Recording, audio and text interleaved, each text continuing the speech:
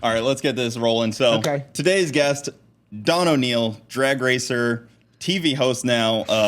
Kind of just, you've done everything in the racing world, and now you're kind of venturing into being in front of the camera with other racers. And it seems like this is some of your first venture into the small tire stuff too.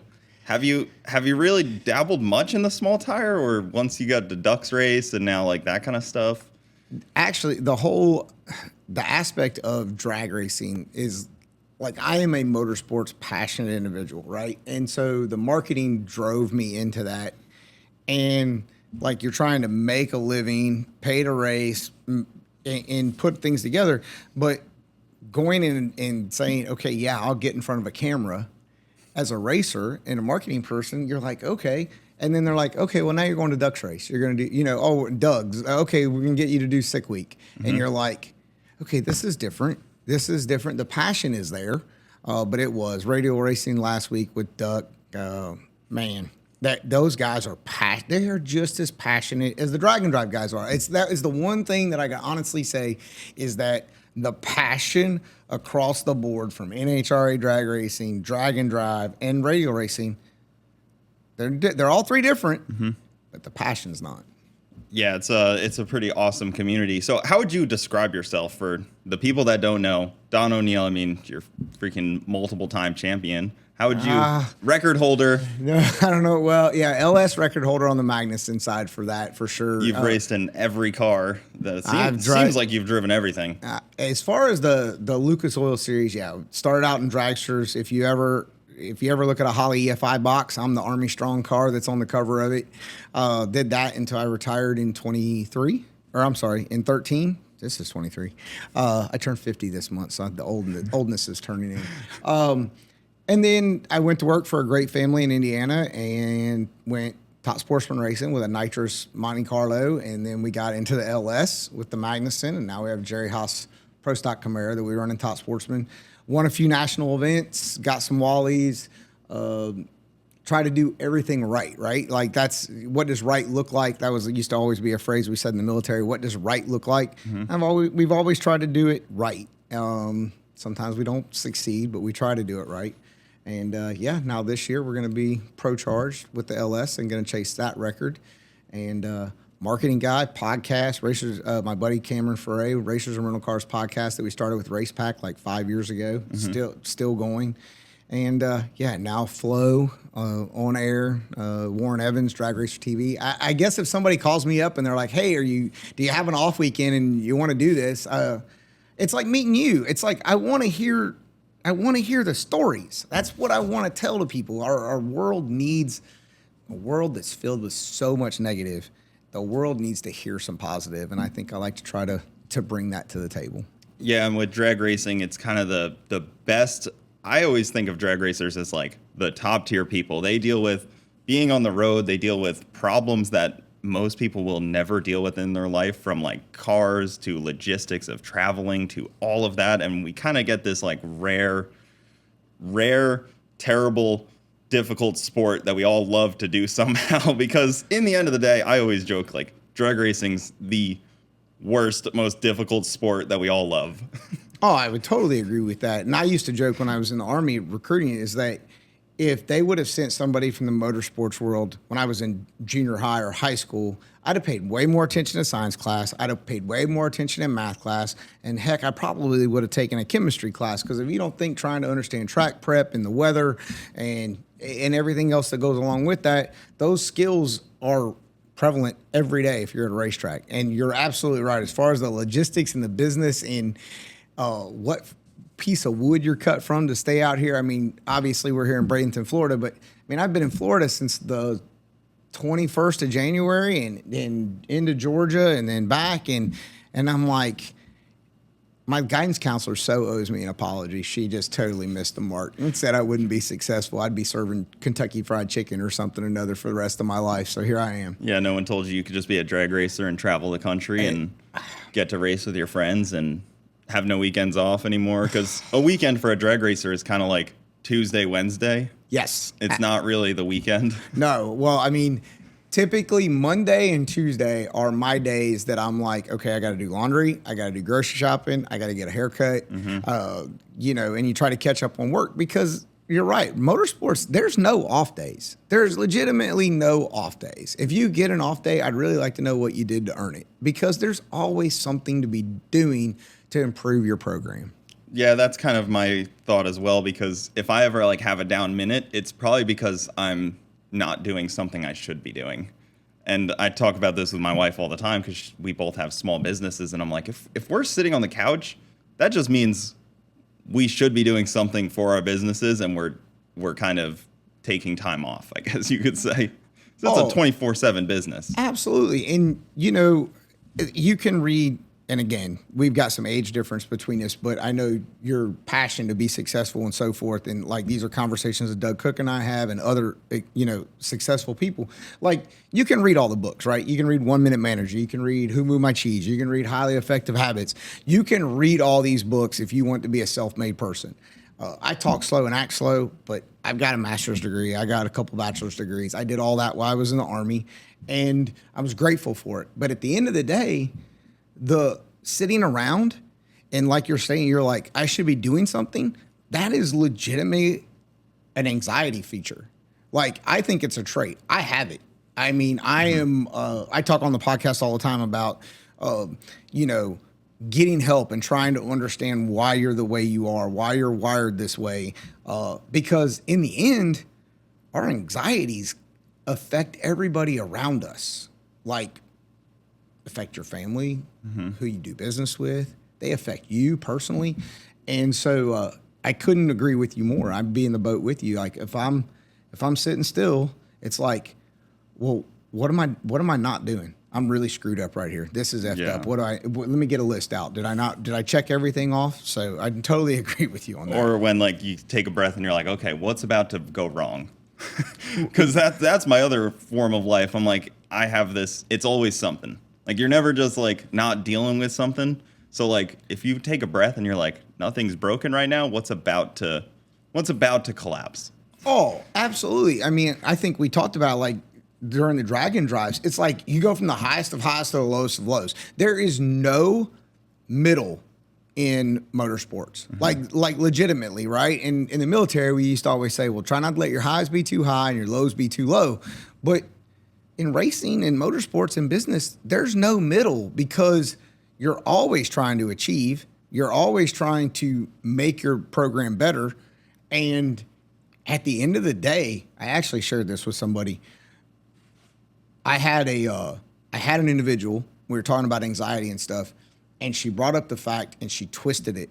And she said, how about we apply being successful to how you would approach motorsports? She's like, you make a lap, something's wrong, you've got to improve it, right?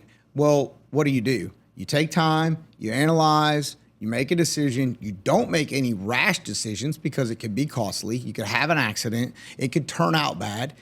And she's saying all these things back to me, and it's like, my light switch just went on. Yeah. I'm okay. I've bought in now. You got me.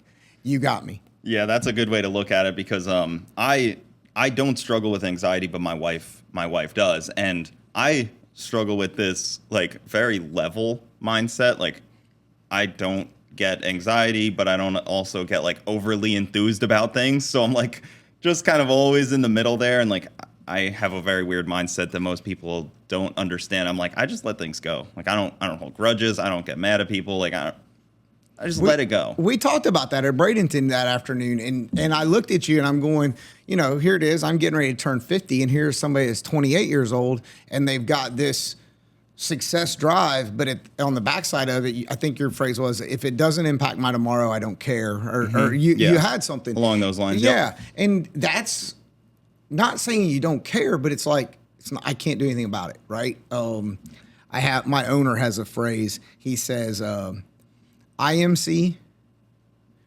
NMC, in my control, not in my control. And it took me a little while to really grasp that thought process, but it works. There's just certain things you can't control, but you can control you. That's the biggest thing, is that you can control you and how you react.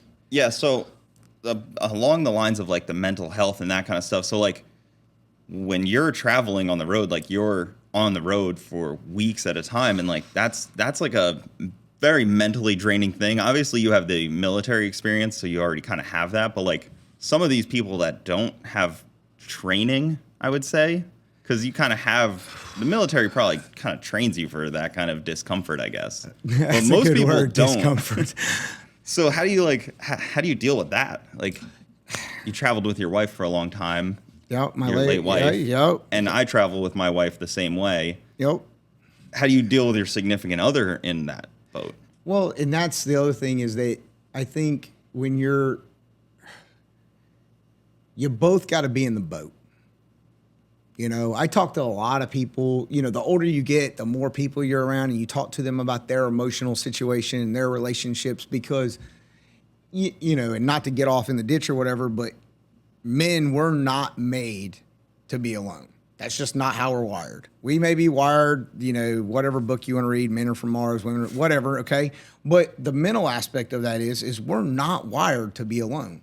But at the same point, we're always looking for someone that we can partner with and be successful. And when you go through life, as you grow, as you mature, as you become more self-aware, which for the love of God, I wish somebody would have had these conversations with me about mental health 20 years ago, right? I probably wouldn't be the way I am now as I'm trying to get better. But you have to find that happy medium between each other. And it's tough. It's extremely hard. And you want to know the worst part about it is, as men, we are stupid with our pride and ego. We don't want to be wrong. We want to fix everything for everyone because that's what men do. But we won't lay our pride down. We won't lay our ego down and go, okay, look, I reacted wrong. That was my fault. I own that. That's my, I have a phrase. That's my shit. And I shouldn't have pushed my shit off onto you. That was wrong. But it's tough. But you make a choice, man. I mean, if we were having a podcast and I was interviewing you, I'd be like, well, what was your choice? What made you make the choice to go from what you were doing to this, right? We all make choices. Yeah. And you meet somebody and they're not happy. They're pissed off all the time. They're angry at the racetrack. Like, the racetrack is like the last place you should ever be angry at, right? It's supposed to be fun. Yeah, if you're angry, you should probably leave. Right? Carrying that anger at a racetrack, you're just going to have that memory when you go there the next time. No. Oh, I was angry last time I was here. You need to pull your chapter out and go, just let it go, Yeah. And that's, so you make choices. And I think that, people come into each other's lives and you get the reason, my sister and I have a saying, it's really stupid cliche, but reason or a season when you meet people.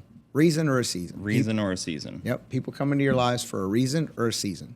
Are they there for the long haul for seasons, or are they just there for a reason? You pick something up from them. They, maybe they make you more self-aware of something that you had, a different perspective on life, help make you more successful. They pick you up and they move on. Or they may knock you down to where you have to go get, a little bit more in depth with yourself. I think motorsports is the same way. When you cross paths with people who genuinely want to see you be successful, they invest in you. They see something that they like in you, and you partner.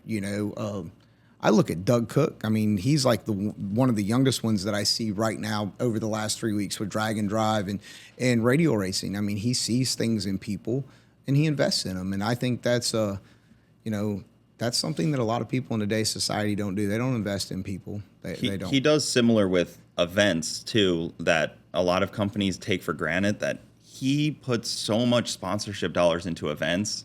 And the people that go to those events see that, and they know. Like, you feel that when there's sponsorship dollars flowing in, and that's a huge part of this racing that we do. And another testament to how smart Doug is, and how much he loves the sport, that he puts the money back in.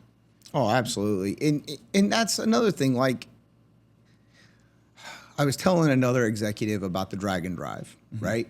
That there's a go-between between, let's say bracket racing, and then NHRA, and then you have drag and drive, and then you have radial racing, or whatever order you want to put it in. The people that compete in the drag and drive are legitimate like family members. They're making memories. They're buddies, right? They're the Wednesday and Thursday test and tuner guys. They can't, there's a lot of money into it, but they don't have the desire to spend 20 weeks on the road racing NHRA or traveling the country for 30 weeks running bracket racing.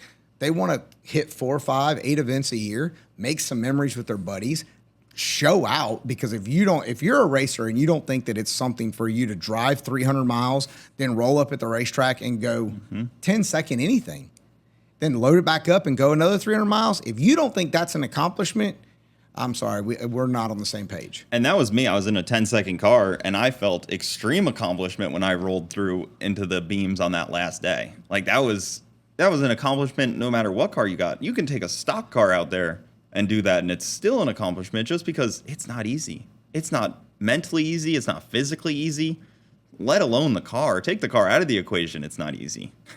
Oh, I would agree with you. There were so many people the last day in Orlando that I was like, the first day I'd ask this guy, random people, hey, what's your goal for the week? Interviews, what's your goal? Oh, well, I want to do this. And I'm going, you didn't just say, I just want to finish.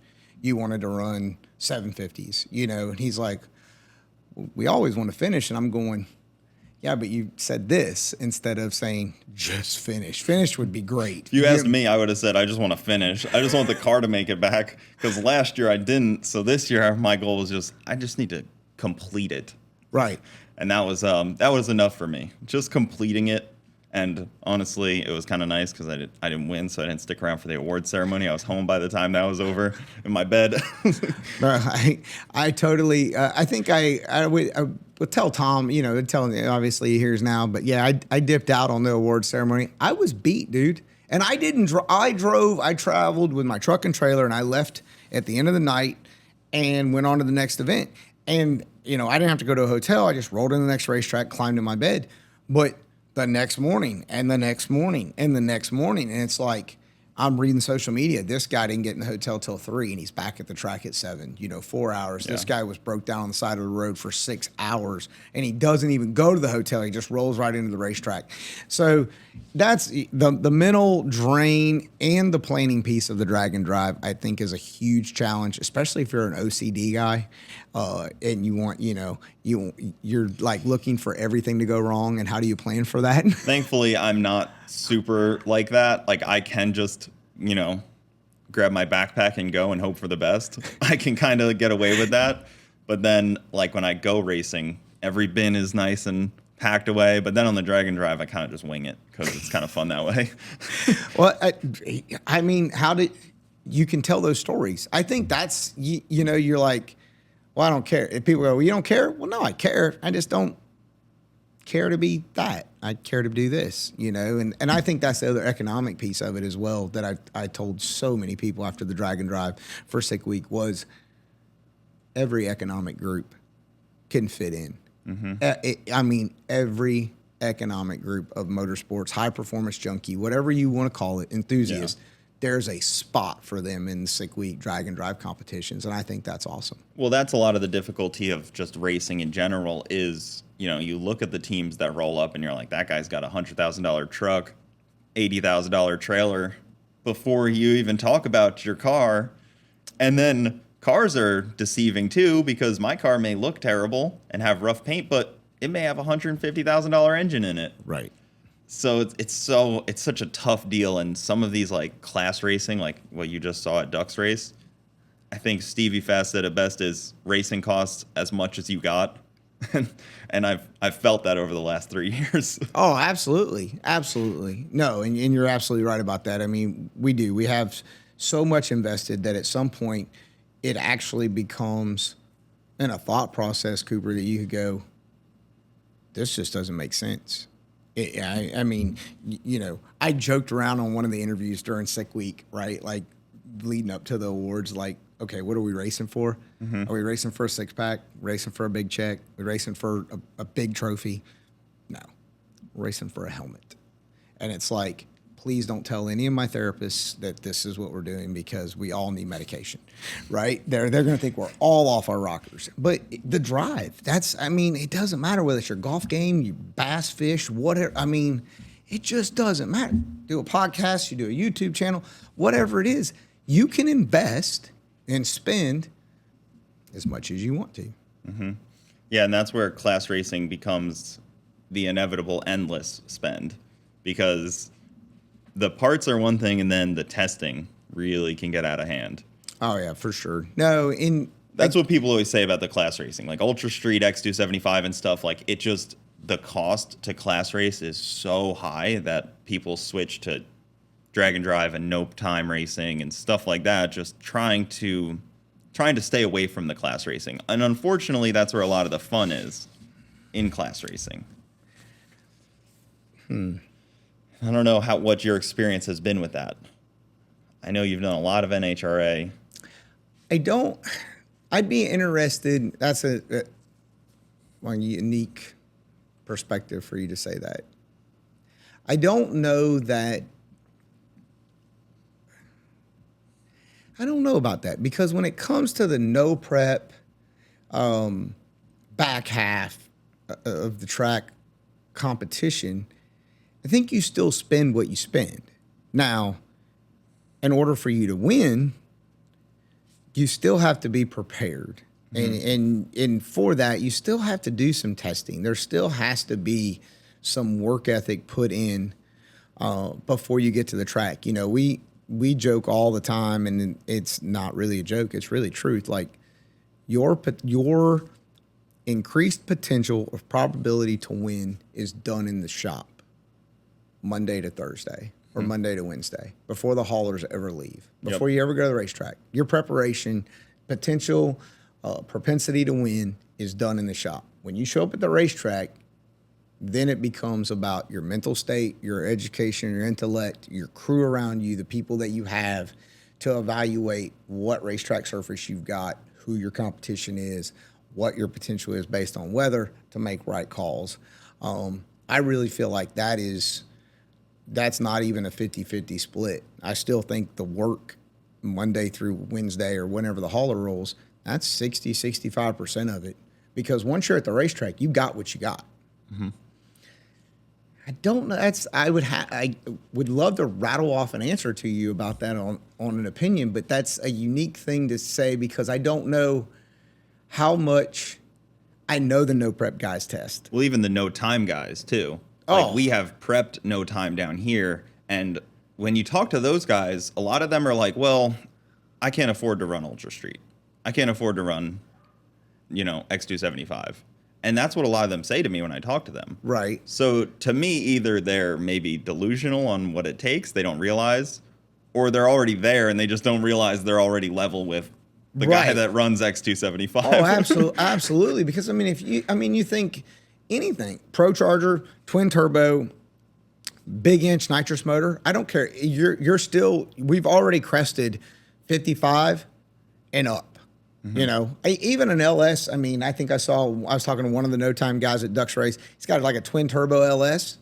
He's got just as much in it as you're going to have in any 9-degree bracket motor in a dragster to go 420s, 440s, right? So when they say that, you want to go, are you talking about everything else that goes along with it? Are you talking about, changing spring rates, changing shock packages?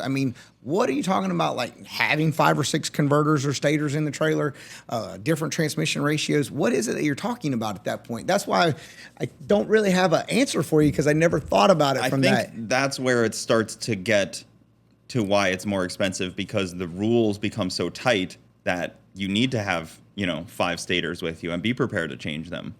But at, no time racing, you can kind of be outlaws. It's just kind of outlaw racing still.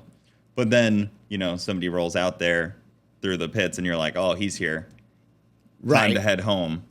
Which to me, I've been there where you're like racing where there's not many rules and they're like, oh, so-and-so's here.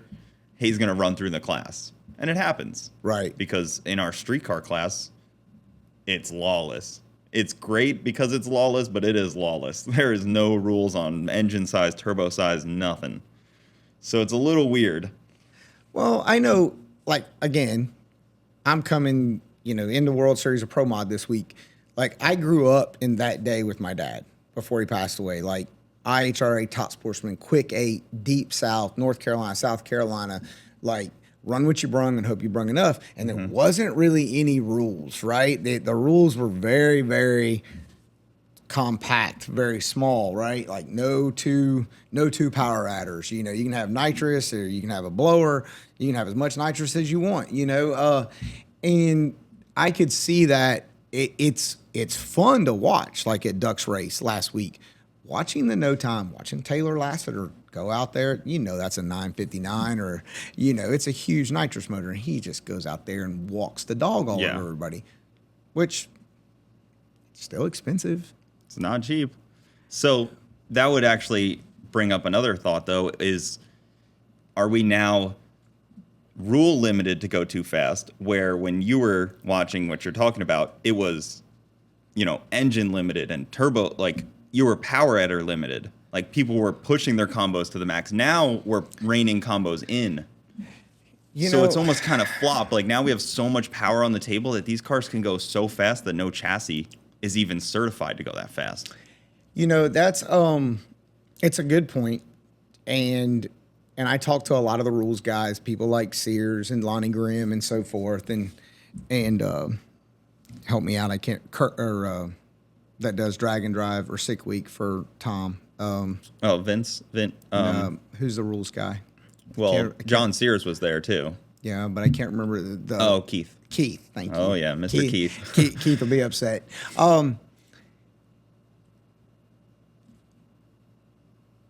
You know, they talk about how fast you can go mile an hour wise with a top fuel tire.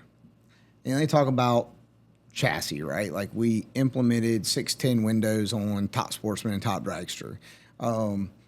You know, Tyler and the guys in PDRA, I think it's like 355 or something like that for elite Top Sportsman in the 8th mile, right? So we have these rules, and at the same point, I honestly believe some of them actually are for our own benefit because we're our own worst enemy, right? Mm-hmm. If you don't limit us, we're just going to keep going until something happens, and then we're all going to be like, well, we shouldn't have done that, right? Like the chassis certs and things of that nature, which I still feel like, and anybody that doesn't agree or has a different mindset, I still feel like we should be able to come up with technology to protect people, right? We've got F1, we've got NASCAR, we have the potential, we have engineers, we can do this, right? But also at the same point, we run out of racetracks that can handle and are prepared. And I think that's the other thing at certain points. One of the biggest reasons why I don't know prep race. We've had conversations. I worry about the safety aspect of it. Yeah. Well, that's why they switched from running the quarter mile in a lot of classes to running 8th mile and 1,000 foot. Yes. Because you can't compensate for the safety. And even in like RVW, if they just let those guys go, those guys would be going so fast they'd have to be 330 racing just to get them to be safe speeds and to slow them down enough. Oh, absolutely. And like that's a good point, because if you look at when you start looking at incrementals, right? I'll go back to my statement about math. Like if somebody would have told me how much math I'm going to do reading a race pack screen and an incremental sheet on a time slip to figure out, like if you look at those incrementals, they're limited by the racetrack. Like take radio racing, right? Like you can go 357 in the dark, next to no track temp, right? Mm-hmm. Like Luis did, and light it up. Throw 40 degrees of temperature to the racetrack, bring the sun out, and we're back to going 368, 370 because we got to get down the racetrack, or you're going to knock the tires off, right? So you start getting in these situations where you can only go as fast as the racetrack that you got, but you also can only be as safe going as fast as you are based on the racetrack that you got. I wish that some of the racetracks that we go to with the 8th mile, that we would have cutouts to be safer, right? Like I know people don't think about this, and I do. And we had a panel at PRI and we talked about it, and I told a track Kurt Johnson, Total Venue, like if I'm 8th Mile Racing and I have an accident and you are over a half a mile away on the safety team to get to me because you're all the way at the end of the concrete road, that's risky, right? Like the risk assessment goes up for that. Yeah. It's the same thing if I'm 1/4 mile racing and I tell a track prep guy, I really don't care what starting line you give me. I really don't care what you give me to 330. I care about from 660 to the 1/4 because I need to be stuck to the racetrack. I do not need the back end of the car to wash out because there's no traction down there. So there's so many things that go into it. And at that point, I think a lot of people go, well, I don't want to have to deal with that. You know, they don't, you know, they got regular jobs or something of that nature. But yeah, you see, my car's not truly fast enough to worry about traction on the top end. But it goes 790s on the back end. So it doesn't exactly make the power to worry about traction. It stays pretty planted on a 275.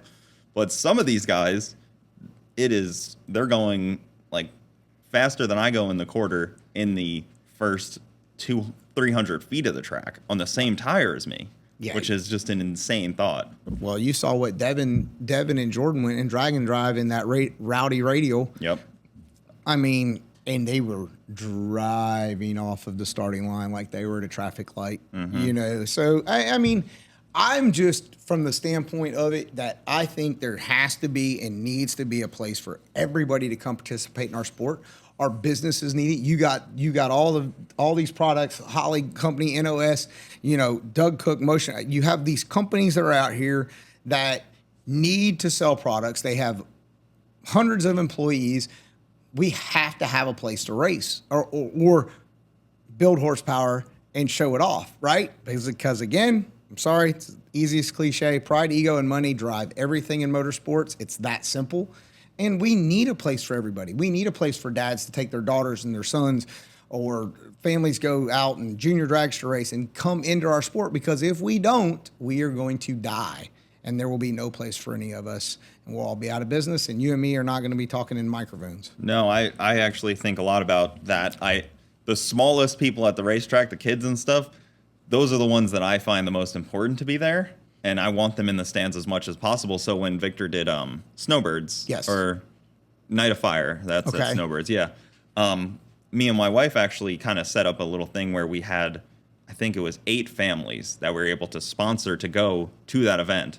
So we paid for their way in. Oh, nice. And that was my thought. I was like, you know, families that may not be able to afford it right now, it's not a cheap event. It's like $60 to get in. Right. But the entertainment value, the pro mod racing, the small tire racing that you get to see at that event is what the kids probably need to see, the top level of racing. And I wanted to try to do that more, is bring more people to the racetrack in the same form, because, man, I mean, some races are not too many older people, but mostly older people. And that's a scary thought for somebody that's not even 30 yet. Oh, you're absolutely correct. I mean, we talk, and I have a lot of conversations, right? I think we talked about it at Bradenton that day during testing. Like, we need the crossover because, okay, it's not a shocking notice. You and I can't relate to NASCAR teams. We can't relate to a Top Fuel operation, right? Probably in minimal levels we can, but that's not obtainable by the majority of people in the world, right? So if it's radial racing, it's factory stock, it's pro mod, it's bracket racing, top dragster, whatever the case is, the class racing aspect, you can, as you progress in a career or you progress as a driver with talent, people can see that and invest in you, right? And you can probably obtain certain things in that area. Does that mean you're going to obtain to be the next Stevie Fast or Erica or something of that nature? Well, probably not, but there's some people out there that have aspirations, and you should. But we have to expose them, and we need them. I always said, like the Dragon Drive events, your buddy, they're doing Cleaterson cars in Indy. Yep. And they're going to have alcohol cars there to show the fans. They're going to run an alcohol race with Cleaterson cars. And I think that's interesting. But at the same point, most people in the stands can't relate to that. But they can relate to stock or super stock or factory stock or Top Sportsman, Going Fast, Radio Racing, to bring them. I mean, we're the circus. I know people don't like that. I get so many people that yell at me because I'm like, dude, we're entertaining. You could spend $40 and take your wife and go to the movies, get you a bucket of popcorn, have 2 sodas, sit there on your Friday night, or you can spend $40 and come hang out at the racetrack. I got no problem being called a circus. I actually would like to be more like a circus because they have great attendance rates. If there's more people in the seats, that means when I go to my sponsors in the beginning of the year and I'm like, hey, look at this. Look at all these packed stands that I raced in front of. They appreciate that. But if I go to them and I'm like, oh, I raced in front of, a couple hundred people, they're not going to be as impressed. And, if I show them like a video of my car, simple street car, show up on an open trailer type of car, surrounded by people, they'll like that. And that's my always thought is like, how do you get more people? I always like to compare us to Monster Jam. I'm jealous of them because what they do is top tier entertainment and crowds. And I kind of get a little envious of that because if we could do that, the sponsorship dollars would just be through the roof and racing would just be better. Well, and I couldn't agree with you more on that. Feld has done, and I think we talked about that as well. Like, I'm really excited about what Feld's done in the last 12 months. They've hired more female Monster Jam drivers, right? And that's something that needs to be done. Sports Business Journal a couple months ago, Eric and I talked about it on my podcast. Like, they put out that it's like 3.6 or 4.2 billion dollars were generated in the female category, but it's less than 3% of the actual motorsports field is female drivers. So they generate the most revenue. They're over here driving the money, but they get no exposure for it. They get no credit for it. And I think that's wrong, right? Like, we need generational. I think it's the same thing for the Hispanic, the import stuff. All of that stuff matters. And if you sit back and go, oh, that's stupid, that's dumb. What are you doing? You're not helping grow us. And You're absolutely right.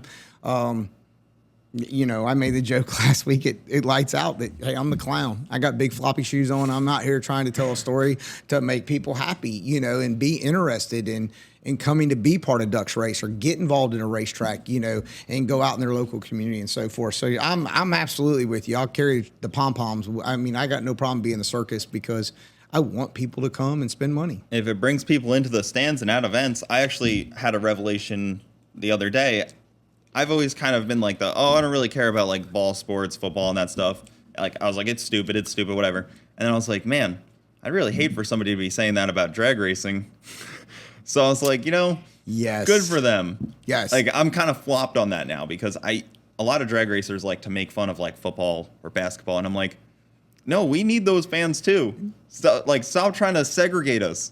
Like, we're all just fans of sports. That is very true. And it's the same thing with the sponsors that get involved in those, right? And the things that get, You put Chase Bank on the side of a stadium. We need that. Yes, exactly.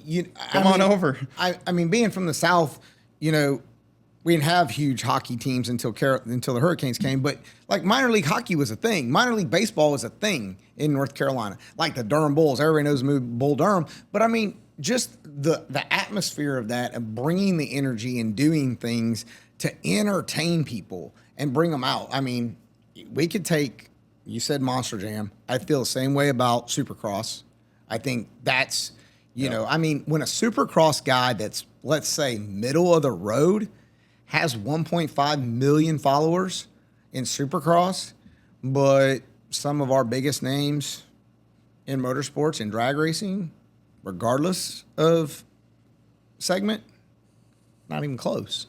Yeah, I also worry that maybe this is where probably SEMA and PRI could step in and like do their panels, I guess, and educate some of these motorsports people on building the following and using social media maybe the same way as like, when you're recruited for professional football, I'm sure you sit down with a social media person right away and they kind of give you the pointers and they walk you through things and maybe they help get that blue check. and maybe a SEMA, NHRA, or a PRI, probably PRI, SEMA would be able to help that in the motorsports community, because if you grow everybody's social media and their likeness and following, people then go to the events. Like Street Outlaws is crushing it on that. Yeah, and they get a lot of slack, but what they're doing is filling the tracks. Yes, and to that, like, you look back, right? Like, so how do you split it up, right? So, like, I think, and if what would make it really bad is if Courtney was in here, because me and her would go off on a tangent about it. But racing organizations that don't control content have bigger followings. So, to a degree, like like you brought up no prep, right? And or let's say sick week, like, how much content was out there on social media from sick week? All these individual videographers, reporters, media people taking photos, individual influencers like yourself who have all these people that are doing these YouTube videos and so forth, right? That's great. It's free content, right? Mm-hmm. For you. Yep. No prep controls what comes out during the actual events, right? Now, there's some of it that comes out and they let it come out because they want it to build through, because they want to increase the ticket sales and so forth, but it's not a bombardment, but it's enough content to drive the frenzy. Like, does that make sense? So, like, you're just barely giving you a breadcrumb. Yeah, so you feel you need to go. I'm just carrot, yeah. carrot. Yep. Oh, wait, stick. You know, and NHRA, we don't do that. We control all the content over there, and it's this piece. It's, you know, well, we're on live TV, and there's certain things about that I get, but also at the same time, there's certain things about it that I don't agree with, and I feel like that's what we lack. NHRA just needs more Clays, because that guy's awesome. I agree, and that's, you know, but he's an IHR. They need more like faces of, like, you know, like this cool guy that's going to help bring people into the stands and want to stand around his car. Oh, absolutely. Like, when you take somebody, like, see, Clay and I grew up in the IHRA days. Like, we're talking about Hooters drag racing series. Okay, that's, everybody likes to think, oh, well, Hooters and Chase Elliott or whatever. No. We had Hooters had their own drag racing series for a long time. And Clay and I used to do events together. I drove the Army car. He was driving the Werner car. We'd be at this Hooters, that Hooters. We're doing all these events, giving things away. IHRA promoted their drivers, right? They used them. And I use that phrase. And most people go, oh, you should get paid for it. You're helping one another. You have to do something, right? And you hear a lot of people talk about, well, I got to get paid for everything. You know, all my time is valuable. And you go, can't you give back a little bit? Can't you be out there? And that is the one thing that I don't feel like we do very well. I mean, NHRA does not have a department of diversity or promotion, like, not promotions. They have a promotions department, but like putting people out. They push people that people can't really relate to. You know, I mean, that's another thing, is that you talked about older people, and I missed that comment to make one. But, dude, we need 28, 30-somethings sitting in the stands buying consumer products at the grocery store so we can get those sponsors out here in our sport. Mm-hmm. We don't do that. NASCAR does that. Diversity department. I mean, Midway, that's out of control. I mean, dude. I always joke, I'll drive the M&M's car if they want to put up the money. Like, I'll wrap my car in Home Depot. Like, the street car class, what I race in, doesn't have money like that. Right. But it could. We go to big events. The value of... Even ProMod doesn't, though. Even ProMod doesn't have big sponsors. No, absolutely not. And that's... They have, like, the construction guy, like, this is my company. Yep, Randy Weatherford. Great guy. There's a couple construction on the side of cars, I've noticed. Yes, very much so. And again, most of those people have successful businesses, right? Elite Camp, Freeman's. I mean, they're self-made. You know, even with KB Racing and so forth. I think the miss is and I would say this in a boardroom to them, when you have executives that are 20 to 30 years removed from your major buying demographic, which right now in all of motorsports, it is 20 to 40. That just combine them together. That's who we're trying to impact. That's the next generation, not only as racers, but as people that spend money. If you're removed with that many decades from that group to understand the buying characteristics, the mental process, like you and I were talking about how YouTube's a search engine and so forth.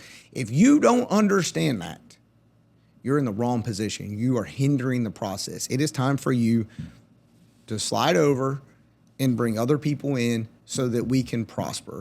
And that's, that's my stance on that. And I know there'll be people that'll hear this and they'll go off, ONeal's off his freaking rocker. I'm turning 50 and I'm out doing drag and drive and lights out. I'm trying to understand and look at those people and their buying habits and what it is that impacts them, because it's going to impact me in my life, because this is my career now. And what kind of racing they like and what kind of racing people want to put their eyes on and where the next 5 years of racing will be, because who the heck knows? We could have an electric class at that point at NHRA. Oh, we could have crazy, who knows?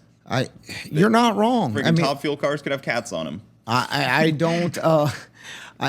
Right? I mean, the Teslas, the EV classes that Summit, they impacted that.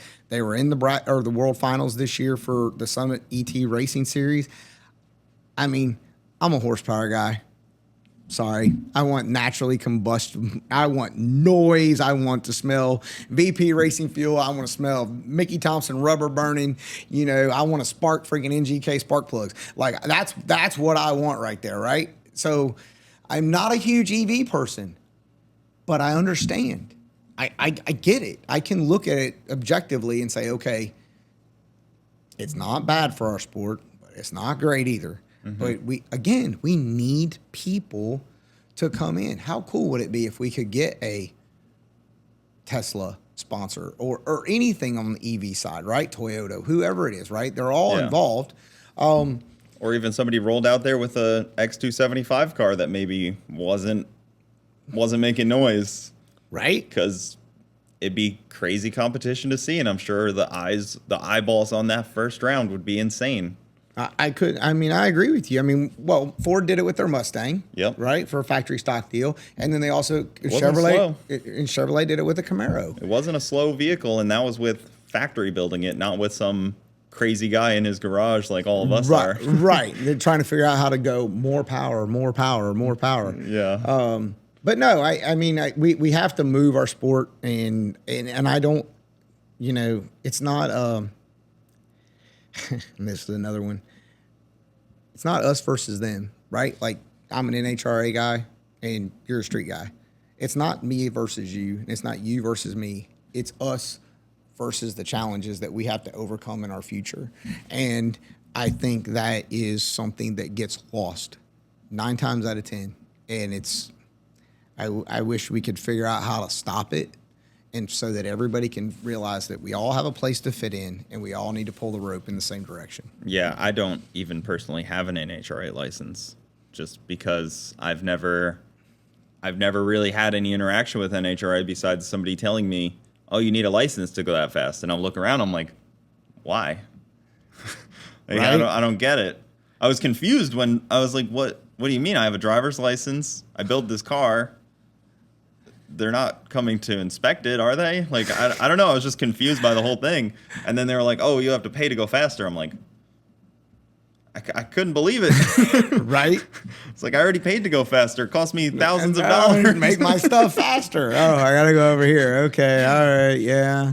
Yeah. No, and there's a lot. I think that's also why the drag and drive competitions, they go the way they are. But even the radial side, like those guys, there are guys that are holding on to steering wheels that you go, there ain't no way he got a license. You go, there's no way he's got a license.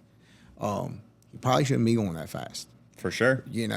But there's also people out there that have licenses, and you go, you shouldn't be going that fast, right? Like, I think that's everything. I think everything in life is that way. You're going to have people that are eaches in there, and they go, I'm going to do this, and I might not be talented enough to do it, but I got the money, and damn it, I'm going to do this. Mm-hmm. And then you go, I hope and pray that you don't get hurt or hurt anybody else. Well, it's very different than like a CDL class. Those there's a lot of those guys that shouldn't be driving. Right. And they pass a lot of tests. NHRA test is just like, okay, you made a pass, you got out of your car, you made another pass, you got out of your car, you turned it off, you passed a health exam. Yep. And then you're good to go. And the health exam stuff, man, some of these racers aren't exactly in shape. No. So I question that also. How many of them got cholesterol medicine and diabetes medicine after they went to get their physical? Exactly. Oh. Exactly. No, that's a given. I'm for. I just told you how long ago it was. I'd take a blindfold test when I got my NHRA license. Like, I mean, legitimately, there are things about being in a car that you should think about, not only for you, but the person in the lane beside you and the people around you. You should be able to close your eyes and know starter, fire handle, parachute, stop, nitrous bottle, turn it off, close the valve. You should be able to sit in the car and be able to do that. Done, Hans, out, hybrid, I'm out. I got everything I could inside the car shut off, so the fuel pump doesn't keep pumping fuel all on the ground and helping build a bigger fire. The nitrous bottle is not going to melt the line through. I've already turned it off, shut the valve off, because it's your life. And it's also your investment. You just said that. Well, I've spent all this money to go fast. Would you spend any money to protect yourself? And then that's, Lyle and I are buddies, and, I think that gets lost on people. Yeah, I'm a stickler on my friends too. I get on them for not enough cage, not enough fire suppression, not enough visor down. I'm like, I'll look at an in-car video of my buddy and I'm like, you're in there going sevens, no gloves on, no visor down.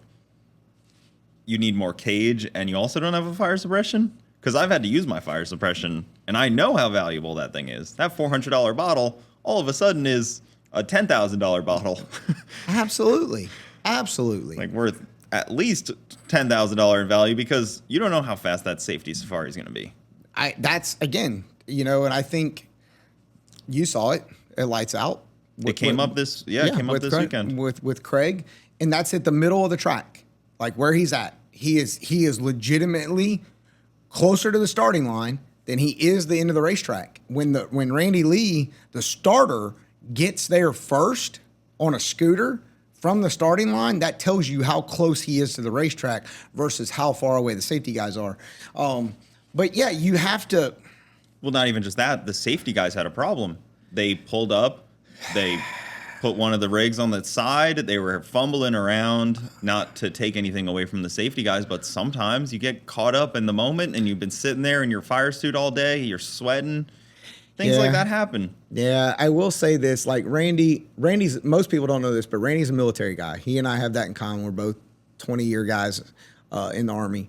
And we kind of joked around a little bit. It was like, it's kind of a deal, right? Like, I was in a helicopter, and we used to, it was like, okay, this is risky, but we have to arrive to be able to provide aid. If we don't arrive safely, those couple extra seconds that you arrived and screwed it up could matter on the outcome. So take the time to get there right versus just getting there. There's a difference, right?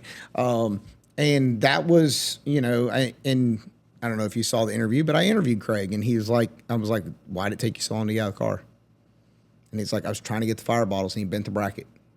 I mean, but again, I wrecked and bent my steering wheel. I drove with a freaking bent steering wheel for over a year before my owner realized that the steering wheel was bent, because when I hit the wall, you're not supposed to, but your arms hit.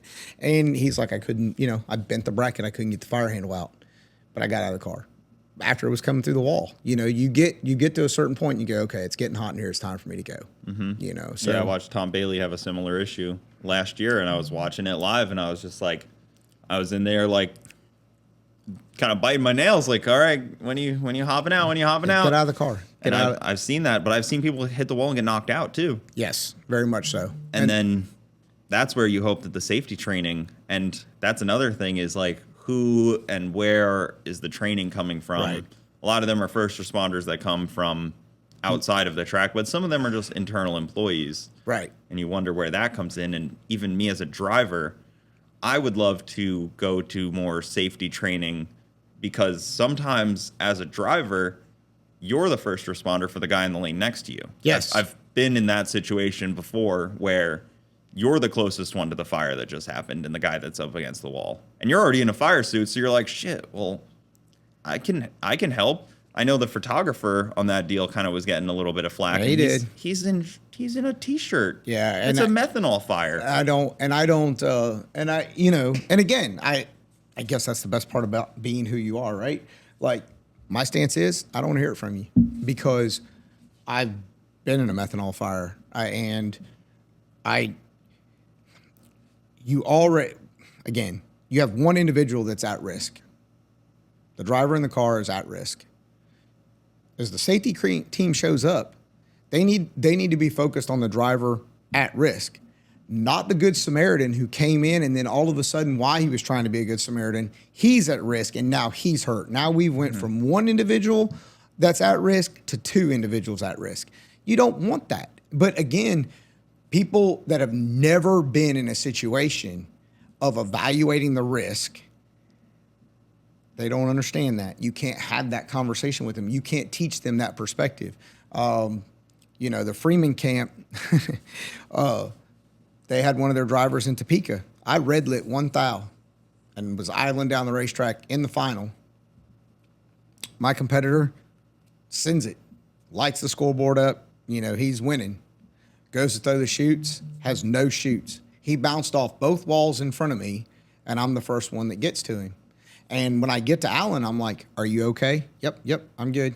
I mean, I'm getting to him, and I'm on the racetrack first, right? And so... Yeah, you had to get out of a car. Right. And you still got there. Right. And so you just have to have those moments. In Top Sportsman, we always have a moment. Randy Alexander passed away in Atlanta a few years ago in a horrific crash. That messed my wife up at the time. I mean, she's coming down the return road to come get me, and car parts are flying over top of her, the scoreboard and the wall. She's dodging this. It messed with her for a couple weeks. She had to go talk to somebody because she was like, hey, I don't want my husband, and that, which I've wrecked a couple times, one without her and one with her. Well, no, two without her, one with her. But you just, I did that piece for Flo after I interviewed Craig about perspective and taking a moment and like really thinking about it, like whether you're on the highway and you're being overly aggressive, you're not giving enough space, you're not, you're road raging it out, and then you cause an accident or somebody gets in an accident and you see cars on the side of the highway and somebody's not going home. We travel a lot. It's not uncommon for you to see a life flight helicopter in traffic backed up on a major highway. Somebody's not going home today because something went wrong. That's the worst thing in drag racing, because we have the potential to protect ourselves. Safety equipment, fire suppression, and I'm for going fast. I wear a very expensive helmet on my head. My head is worth a lot of money. Yeah. I don't want to be a vegetable. And people will say, hey, I need a helmet. And be like, okay, it's $1,000. What? Dude, how much is your head worth? You tell me. Well, how much is your head worth? I'm just asking you. You're the one that gets to decide that. Again, I think I mentioned it earlier. It's choice. Everything comes down to a choice. I had a buddy message me earlier. He was like the other day, he was like looking for some safety equipment, and he was like, what's like a good budget, reasonably priced safety equipment? And I was like, I can tell you what I use. I'm not really looking for a budget or cheap safety equipment. He's like, oh, that's a good point. I didn't really think about it like that. I'm like, you can cheap out on a lot of things on a race car, but that's probably not one of them.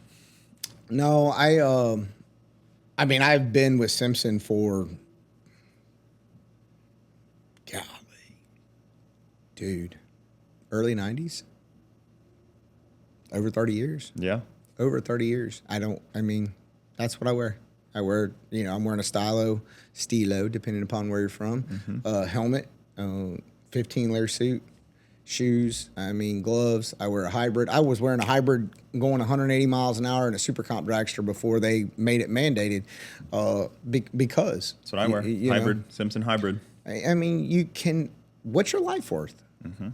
I don't, I've had Peyton Manning surgery a couple years ago, and like that was his big, the doctor was like, okay, you just got to take care of your spine now. You're fixed. He goes, but now you got to take care of it. Okay, well, I take care of it. I wear a head and neck restraint. I don't want and I've had an impact. I don't want my head detached from my spine. I kind of need it. Well, if Earnhardt's crash taught anybody anything, like that's a key, your neck movement. Yes. And, well, so back to the military and your training and talking about training drivers a little bit. Is there anybody even trying to do that? Or is there anybody, like, kind of pushing more for the driver training aspect? Like, I'd be curious to, like, learn about that personally. I would go to a weekend class and learn driver. Yeah, so obviously the first one that comes to the top is Frank Hawley, right? In Gainesville, he's one of the best. He's different, right? He's very methodical, which is fine. Roy Hill used to do it a lot, still does, but I think he's been recovering health-wise. And then there are individuals that have had success, that they will take time out and say, okay, look, this is how this is done, and go through the process. And I think you need to have somebody that has wrecked, knows, and emphasizes to you, okay, Cooper, this is right, this is wrong. I will never forget Dale Brinsfield and Rick Moore. This is going way back. These guys were pro-modified drivers, top sportsman, quick 8 guys in North Carolina when I got my license. And I was in the car, my dad's 55 Chevy. It was a 5-second car, steel body 55 at that time. I'm 19 years old. My dad's passed away. I'd made 1,000 laps in that car, but had never been down the racetrack. You know what I mean? You sit in the car, you're like, yeah. Yep. And they said, always remember this. If you're in the left lane and you're going right, you're going to have to lift at some point, because which way does the engine turn? Directional forces are going to continue to take it that way. If you're in the right lane and you're going left, you might have a chance to be able to drive out of it, right? Or, get back in. And then it was the wheel. Everybody always want to know why there's a big old piece of yellow tape or colored tape around the top 12 o'clock. It's so that quickly we can reference where the wheel is in position, right? And there used to be, this is good, this is okay, no, right? This is good, this is okay, no. Like you get to a point and you go, okay, step off the gas, race another day. But you have to take those things into consideration and learn them and practice them. And I think that is military training. The military cliche is we train like we fight. That's, whether it was in helicopters, in the field, on the gunnery range, whatever the case was, we train like we fight, so that when it comes time to fight, we've been through this. We know what to do. And there are people out there, I think with you being as close as you are, somebody like Frank Hawley, I think he teaches a mental, like a policies, procedures, kind of like practicum. That's only a couple-day class or something like that. But most of his start out as like super comp, super gas license and so forth. And he does A-fuel, does alcohol. A lot of the nitro guys, they've all started out with Frank. Obviously, the newest one is Tony Stewart. He went through Frank Hawley's school. It was well documented last year at the beginning of the season that he went through it, took time to learn. So, and I think it's invaluable. What do you invest in, right? Yeah. If you're an electrician, you have tools that make you be able to do your job quicker. Yeah, we all have a lot of nice tools in this drag racing world. Multiple sets, unfortunately. Right. So we invest in it. So you bringing that up, I think it does something good for people to learn.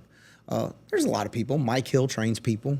With George Williams, that in the Radial versus the World car, Mike Hill's trained a lot of radial racer guys, grudge guys, and so forth.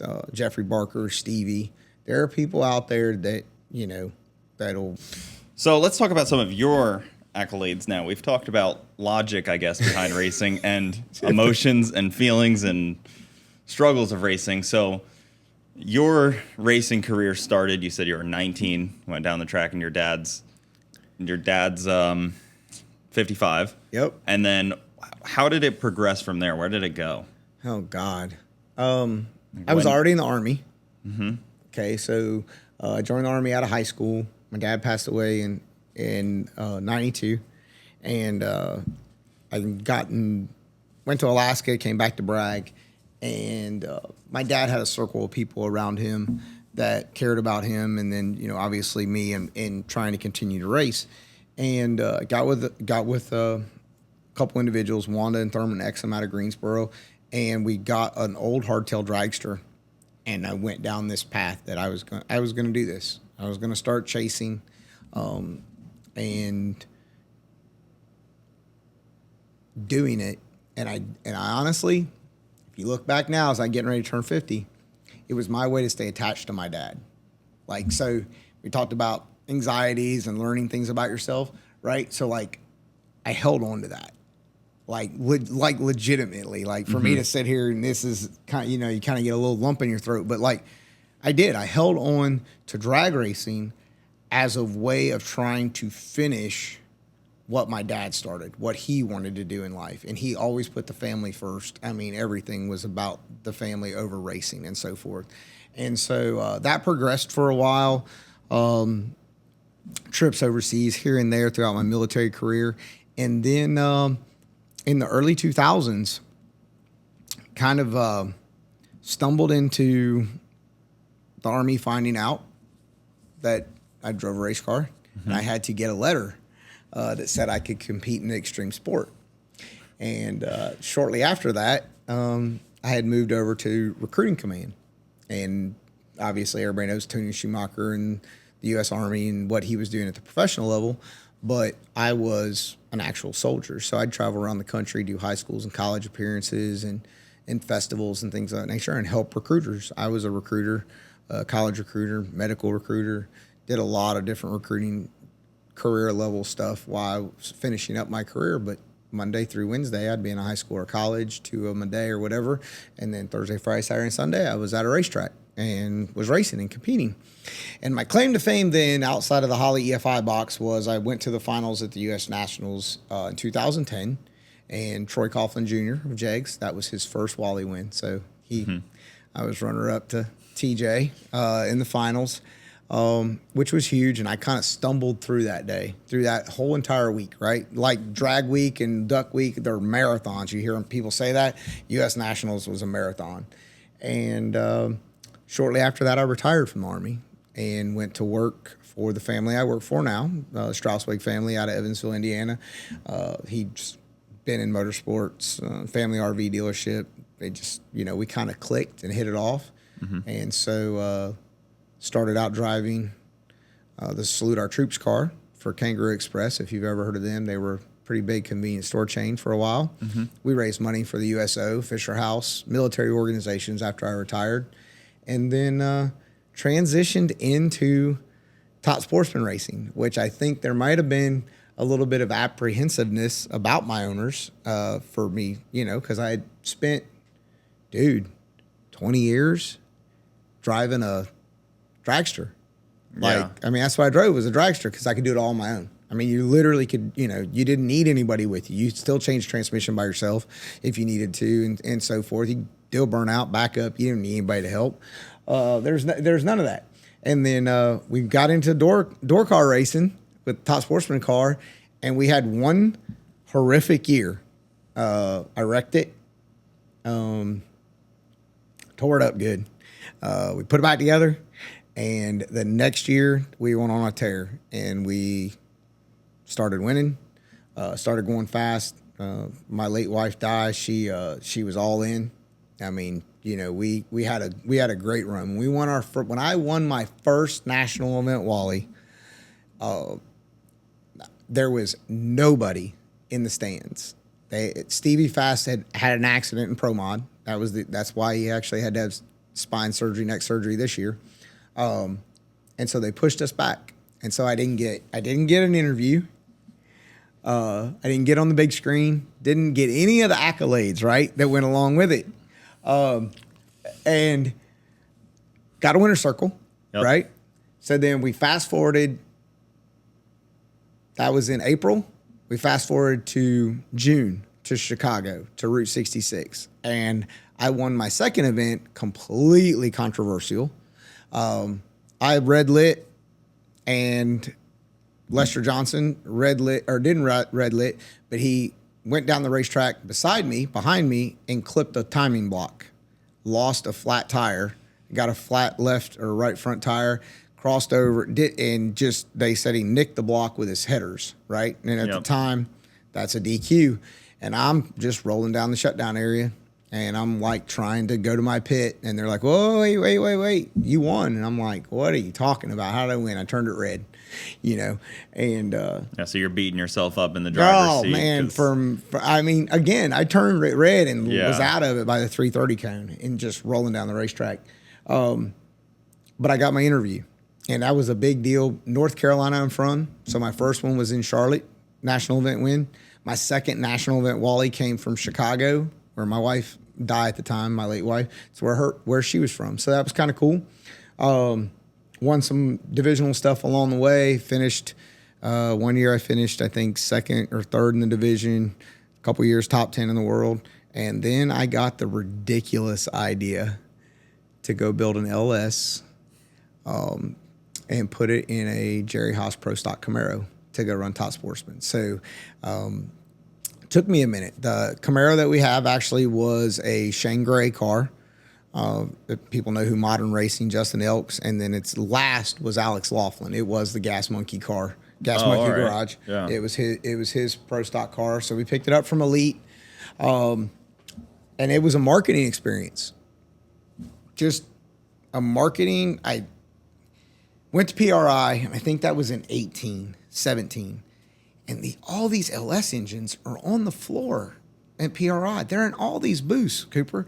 And I'm like, there's no big inch nitrous motors in here. There's blower motors and there's LS motors. And it was like, it's climbing, right? Trajectory.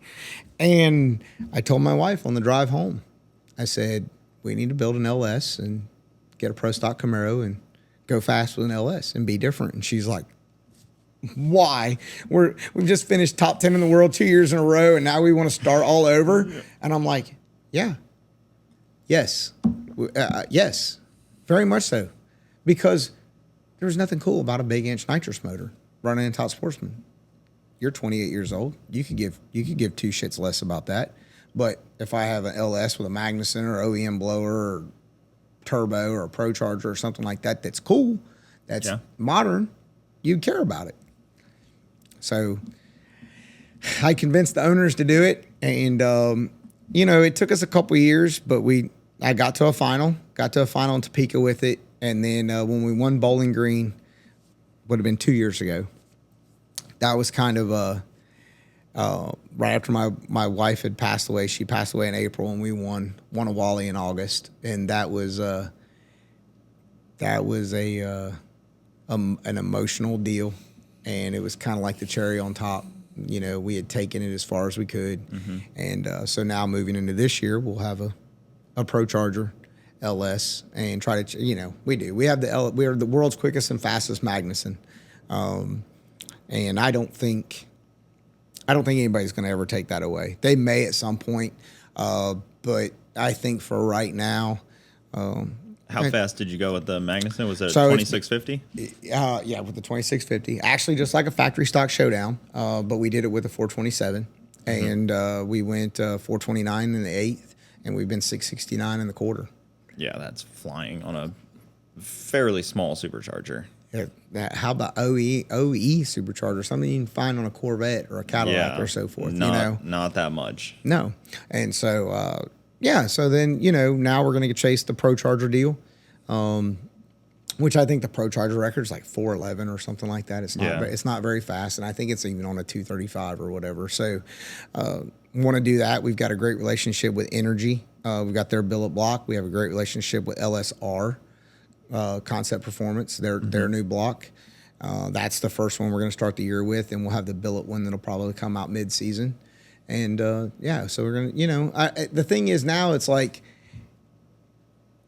I want to do something that means something in the social media world. Like, my best content that I get people feedback on is when I post a reel of the Magnuson on a hub dyno at Joe O's place in Chicago, and they can see the throttle body, and it's they got that big oval throttle body on there. Yep. And then people are like, "That's awesome," and I'm like, "Yeah, okay, so that means something."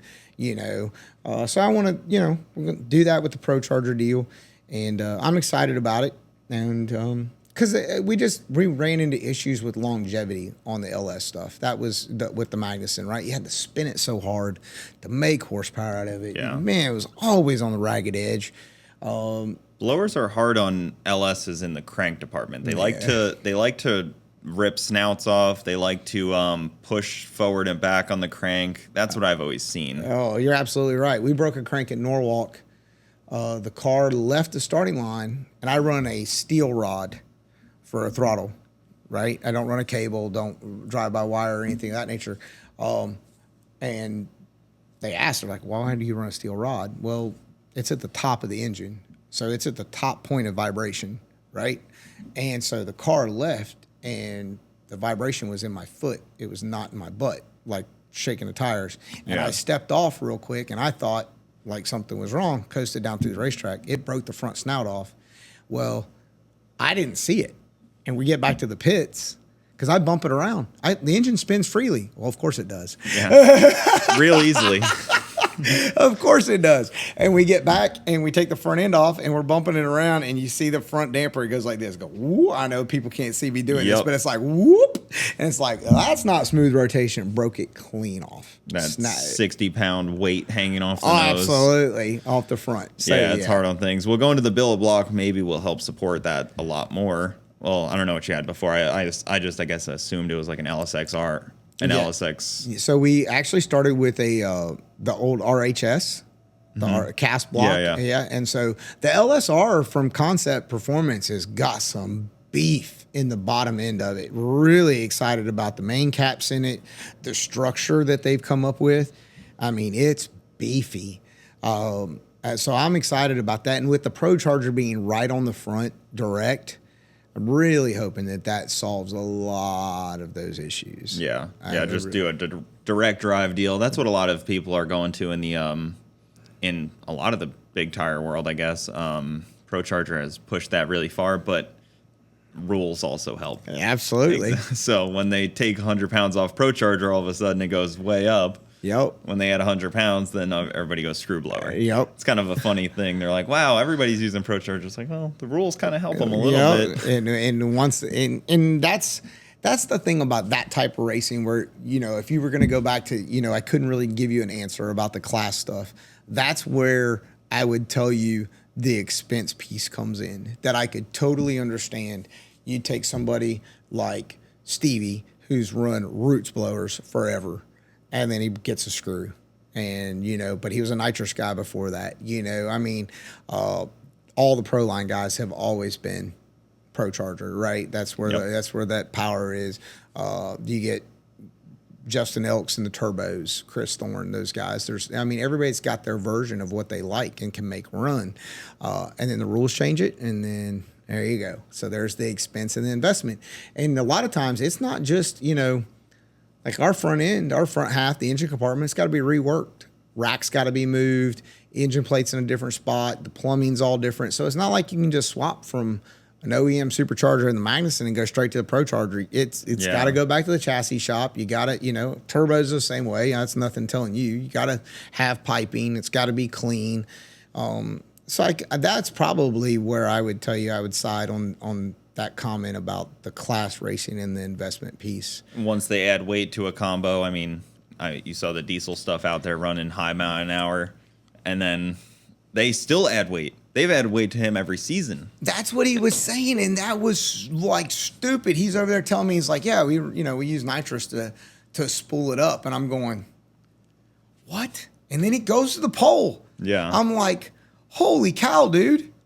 That to me, that may very well have been one of the most impressive things with a diesel, and he just goes to the pole going that weight and that speed. What Ryan Milliken is doing with that car is absolutely insane. One of my favorite cars to watch, just because of like seeing the difficulty that it has, but then also the reward that it gives you is awesome to see. And that's, I guess, all drag racing is. The difficulty, and then the reward hopefully is bigger. Yes, overcoming the challenges. Yeah, for sure.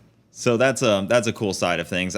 I don't think I've seen anything in Pro Mod yet with the diesel, but maybe somebody will venture into there. That would make Lonnie Grimm in the rules department start to shake out if they had to try to find a weight and everything to control a diesel guy. We've had some diesel dragsters and top dragster.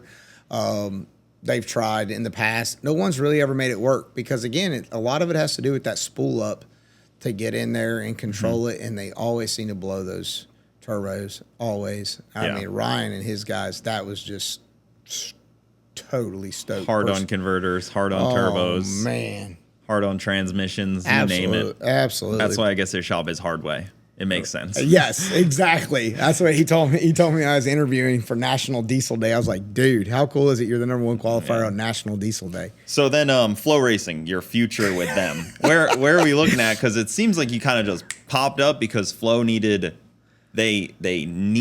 somebody on the ground that could actually talk to racers, and you've seemed to be the perfect guy to actually go and talk to these racers because you've been in their shoes. It's very, very nice of you to say that. Mike Levy at Flo, I guess to back up, like we go back to speed video days, right? So let's go back to that with James Lawrence.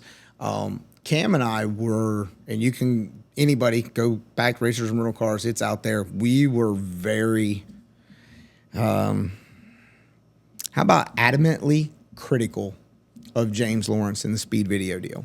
Okay? Many people have been. Because like anything, and I legitimately mean this when I say anything, I don't mind paying for something if it is equal in value or better in value than what I am paying. I don't like to stand in line at restaurants to wait to give you my money. I had a grad professor tell me that one time. He's like, never make your customers stand in line to give you their money. They showed up to give you their money, get their money, and give them what it is that they came to get, and make it match. When speed video came onto the scene, that was not the case, right? And you can go back and listen to the podcast. We had James Lawrence on, and I went at him, and I pulled no punches with that. It's initially when I first met Doug Cook. And Doug was on, and we had conversations. He shares that. Yes.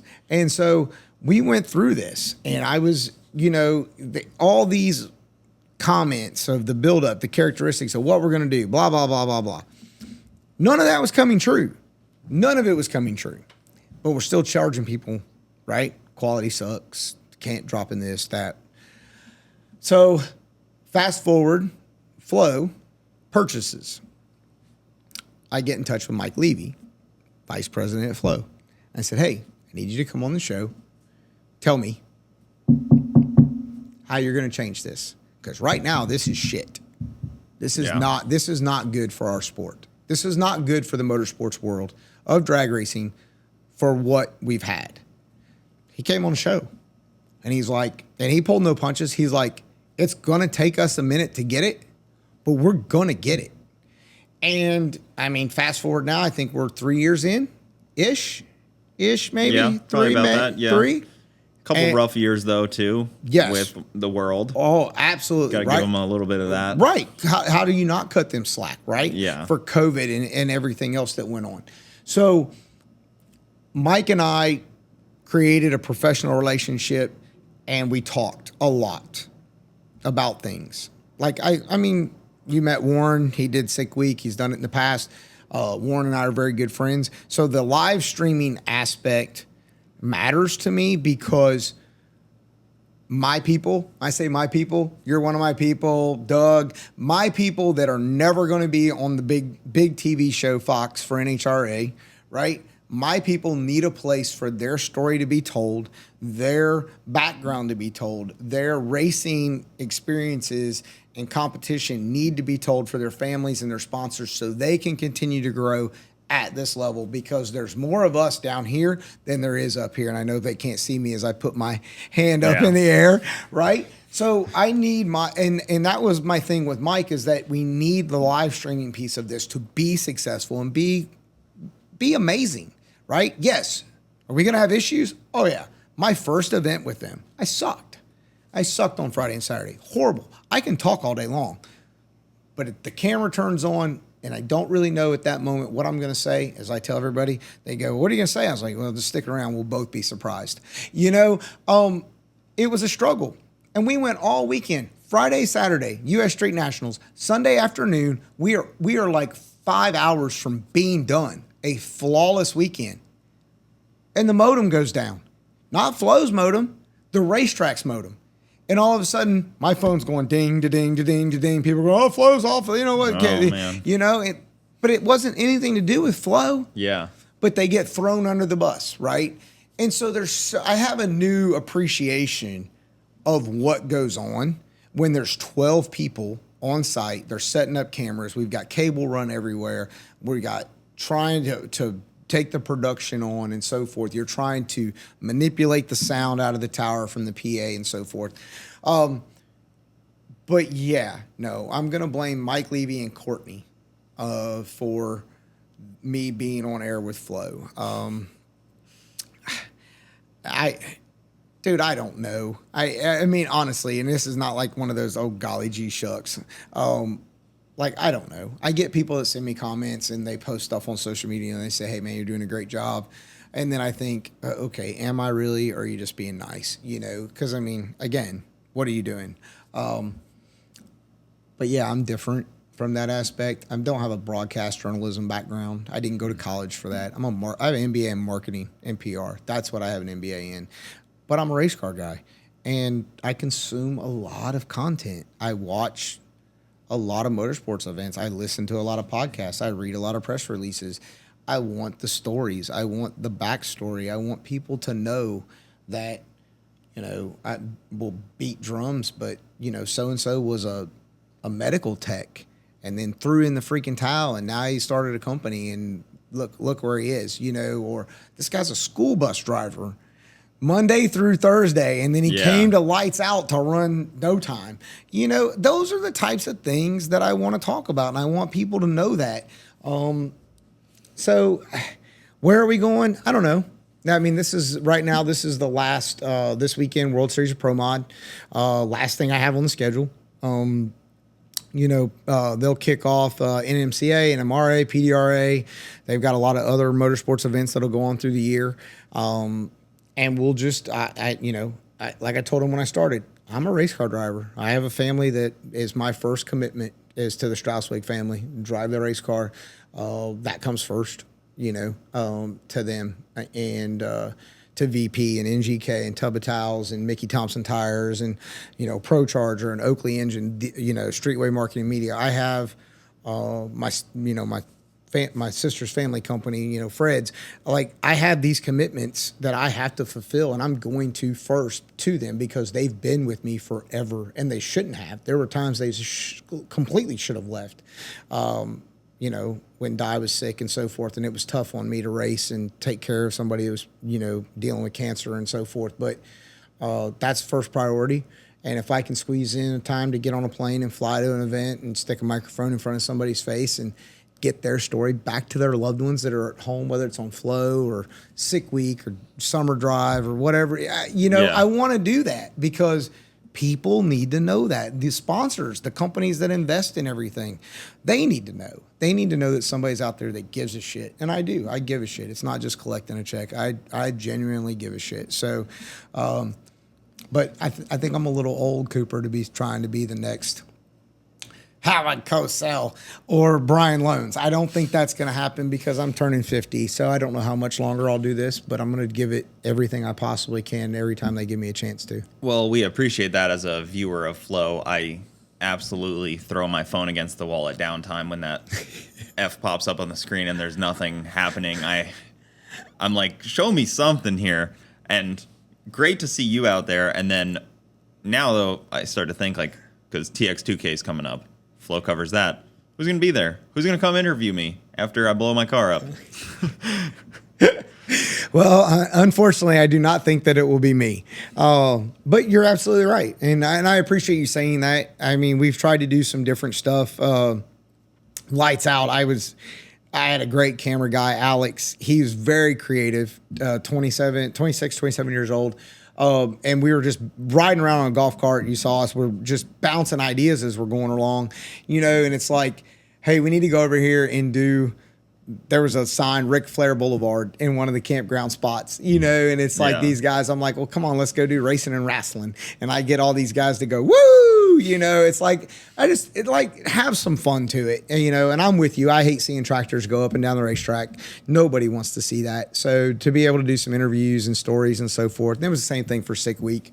It was nice to meet people and do those stories so that they didn't have to watch tractors go up and down. So they give you a lot of creative freedom then, I guess, at that point. Yeah, actually they do. Long leash. Yes, very long. You know, and I think one of the cliches that I got told was, just do what you want, and if it doesn't look good, we won't run it. And I went, well, okay, that's a big leash. That's a lot of rope, right?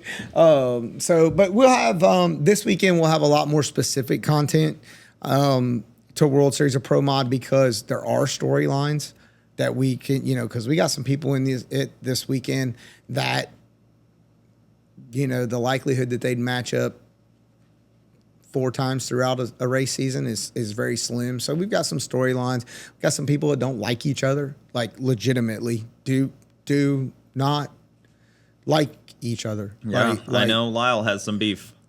Yeah, Lyle's got some with JR Gray, which is good. That's a little, you know, Richard Freeman and Chris Powers in Mountain Motors Pro Stock, not gonna share a lot of Christmas cards. Probably not gonna catch them eating dinner together. Is the grudge beef almost a necessity to our sport and our growth? Do you think that's what people want to see? Like, is that, as a marketing side of things, obviously you're like, you could put 2 people on a title card, you know, the fighting deal. Like, that's what UFC has made all their money off of. Absolutely. And, you know, I'm from the approach of, like, to go back, like Steve Torrance and Cameron, you know, when he shoved Cam in the face in Pomona, right, in the shutdown area, and he got raked across the coals. And did I think it was wrong? Yeah. Having a verbal argument, totally cool. I got no problem with you standing on one side of your car in the shutdown area and yelling at me, because I hope you don't have a problem with it, because I'm going to yell back. Okay? My phrase is, talk shit when you're winning. Talk shit when you're losing. Your shit's broke on the starting line. Get out of the car and talk shit. Because nobody's paying to hear, oh, man, damn, that sucks. We'll get him next time. That's horse shit. No, it doesn't suck. It's freaking horrible. I'm mad, and I need to go get a margarita. I mean, like, say it. Like, legitimately say it. There's nothing wrong with that. There is nothing wrong with raw emotion. If you're offended by the raw emotion, then I don't know what to tell you. Why do you watch TV? Like, how do you watch sitcoms? How do you watch Netflix? Like, you tuned in for some sort of drama or action to hold you in there for the entire period. I'm of that. Freaking get out of the car. And, you know, I had Erica on the podcast a few weeks ago, and I told her, I was like, it was an aggressive interview.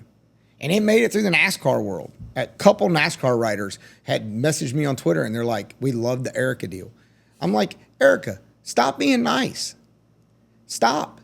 Don't give a shit. When they stick a camera in your face, go, how do you feel right now? I feel pretty good. He's going over there to take the awning down, and I'm going on to the next round. Yeah. Let it fly. Yeah. Let it fly. Put somebody on the trailer and be proud of it. Yeah. I mean, like I said earlier, I'm pretty level. I almost need like a backup person, like a hype man, right? To do the talking shit for me, because I don't know, maybe I'm just too friendly of a person, and I don't really take enough stock in it. But also in my form of racing, like, when you get beat, it's usually by a car that's just a good bit faster than you. Right. And if I do everything I can as a driver, and I didn't red light, I went good on the tree, and the car got down, I'm not angry. I'm happy with myself. Right. And I got truly beat.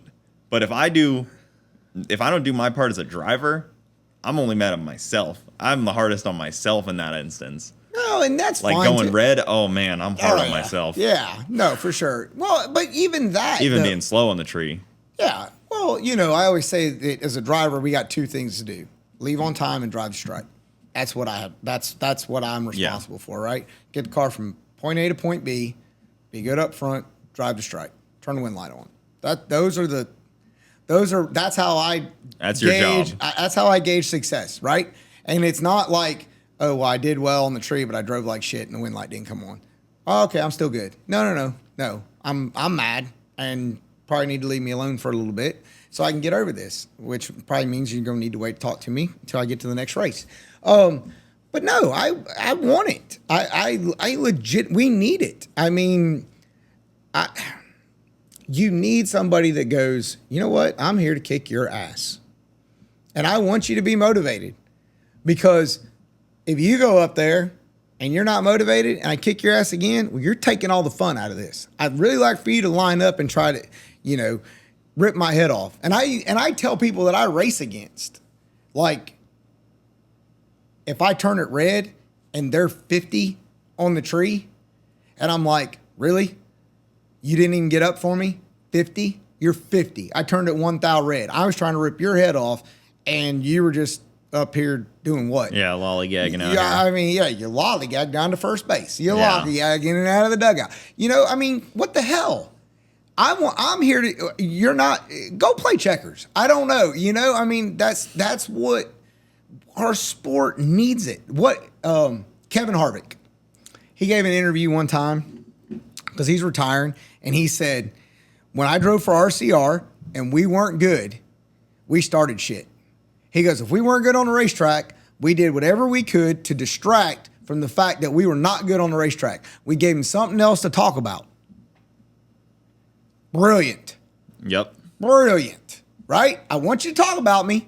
I don't really want you to talk about me over here because I suck on the racetrack. Let's talk about something else. Oh, and I'm sure people were pissed. They were like, they're over here talking about this losing team when I just won and I get half the articles about it. There you go. Yeah, it's brilliant marketing. I mean, it's as simple as it gets. I mean, can't really. No. And I mean, and if you don't think it's true, look at somebody like Tony Stewart coming in to run alcohol in NHRA. Mm-hmm. And now all of a sudden, the alcohol guys are getting all kinds of attention. They should have been getting attention for years, right? Because it's legitimately the stepping stone to top fuel. But they don't. But now we got Tony. They'll get plenty of exposure. So right now, the alcohol class should boom for marketing opportunities. Will it? I don't know. Yeah, so that actually is one of the questions that I've asked a couple people. What is the top form of drag racing? What is the peak of drag racing? Because I probably have a very different idea than you. What is the peak? Yeah, what's the pinnacle of, like, you have done the most in drag race? Like, just the peak level of it, I guess. Class. So for me, I don't pick a class. If you're a world champion, in a class, you string together a season. But like that's peak. So Radial Outlaw, Ducks Race, World Champ. So they top pull of the. Yep. Yeah. And I think that's. I'll argue till I'm blue in the face. Erica is peak.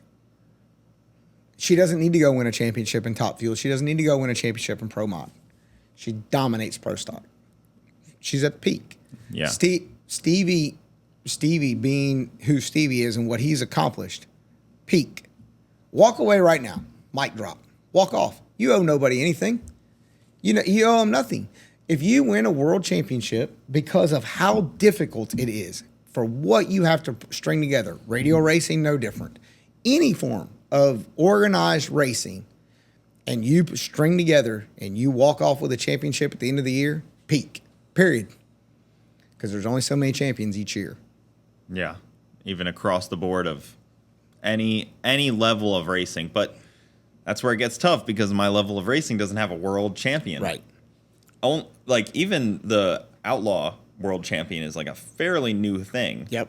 That is probably 2 years, only 2 years in. years. Yep. Yeah, This is the second year. That's a newish thing too, and I've never been around NHRA real racing, like not real racing, but NHRA racing, right, like that at all. So I don't even understand what that all takes. I'm very ignorant to that world of things, like Gator Nationals. Right. I don't even know it. It's so weird because I'm in a different lane almost. Yeah, but you being in a different lane, though, doesn't mean that, like, for you, you know, if you sit down and you take a time frame and you say, okay, these are our goals. Okay, if we accomplish these goals, is this a success? If we only accomplish this, is this a success? I think you have to do that in every form of whatever it is. You can be a go-kart racer. If you've got, what's a level of success for you? Is it having metrics for your marketing partners, whether you hold a checker flag or get a trophy? If they're happy, do you consider that success? For me, no. I get paid to win. That's that, you know. So everybody has to find that spot. And I think for somebody like you, like if you're able to tie in and string together your business and your passion and your brainwaves and your emotion, your intellect, and you put all that together, and it just streamlines over here, and here you are at the end, and you're racing, and you're competing, and then that in turn just becomes a cycle, and it's a merry-go-round, and it comes back over here, and it starts again and continues to flow. I think that you're successful. I think that's a peak. But I also think for that peak, where do you top out at? Where do you go, this is enough, right? Again, I'll go back to the cliche that I apply to everything. Pride, ego, and money drives everything. I'm a kid from North Carolina, retired from the military. I don't need to make $100,000 a year. I don't need to be a millionaire. I'm good. You know, I joke around and tell my mom all the time, Mom, I'm never going to be homeless, and nobody's ever died from eating macaroni and cheese and hot dogs. I'm never going to starve. I'm good. Everybody has to find their spot of what it is that moves them. And, you know, that's the challenge. That's a significant challenge as competitors, completely competitors. Whether you're Tuesday night test and tune guy or Friday, Saturday, Sunday, NHRA. Yeah, you need to know what your personal victory looks like before you can even think about winning anything. What is your personal victory? Is it going one round? You know, is it qualifying? And that's a personal victory for a lot of people. Like, I qualified at Import versus Domestic World Cup finals. They give you a sticker if you qualified. Right. Like a congratulations sticker. Right, because it's so damn tough to do. Yeah. No, and that's, I mean, think about this. Like, this weekend, they're going to have 50 pro mods to qualify for 32 spots. Yep. A lot of guys are going home early. And the expense factor is already there.